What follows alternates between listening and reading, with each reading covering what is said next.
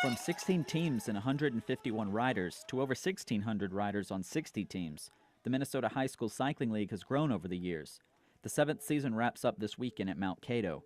Student athletes in grades 7 through 12 compete in ability-based mountain biking against riders from all over the state. The whole motivation behind this is to get kids riding bikes. It's to build a strong body, strong mind, and strong character through cycling. The racing series has expanded from 4 races in 2012 to 7, with the final event being the state championships. This is the big race.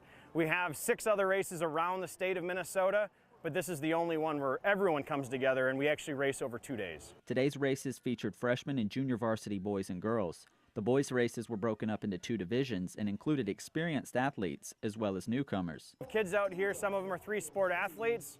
Others, they've maybe tried a couple sports, but they've never found something that they've connected with. For the kids, the thrill of competition and riding meets socializing with friends.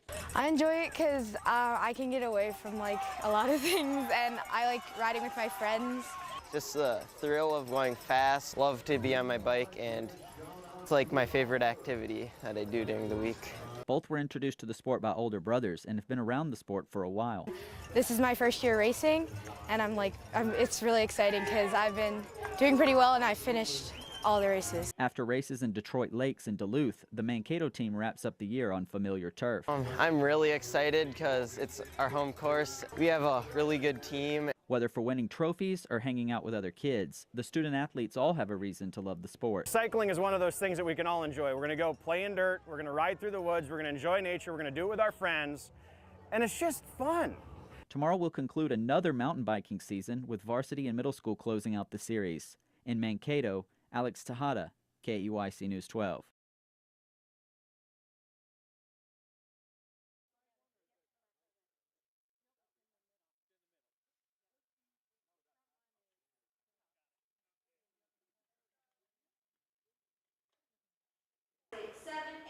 For Haley Hutchin, sharing her love for her sport has been a goal for a long time. I'd always had a dream of starting the gym, and eventually it just came to a point where I could in my life. Minnesota Power Athletics will become the only place for competitive cheerleading in the greater Mankato area. I did gymnastics all through kind of my childhood, and then I did cheerleading in the Mankato School District, and they eventually cut that. So I kind of had to reach out, and I ended up driving all the way up to the city's area to practices multiple times a week. Accepting all genders, ages, abilities, and skill levels, Minnesota Power Athletics will offer classes for experienced athletes as well as newcomers. Pretty half and half. We have about half of our athletes doing our competitive teams, and half of our athletes are in classes and tumbling classes. So it's been a great spread.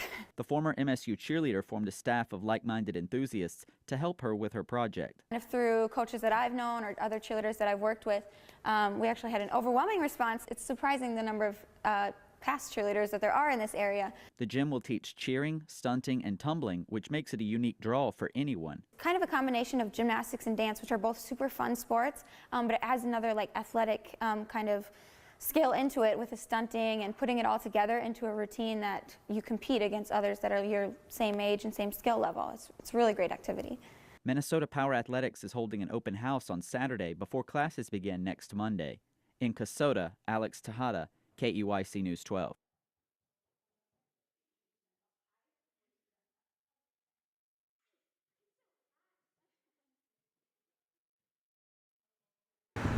It's being called a return to brick and mortar through microstores, an opportunity for vendors without a concrete location to get their product out there. This is an avenue for those retailers to take their product to the next level, get in front of a local customer base, and just really experience what it'd take to operate a store. For someone trying to start a small business, rent and startup costs can keep them from opening their own store. We have short-term leases as well, so it's really low risk, low commitment. You could be in and out in 3 months over the holiday season, or you can sign a year-long lease, but really cheap rates, and that includes all your overhead expenses as well. So taking that burden off of you as an entrepreneur so you can really focus on your business.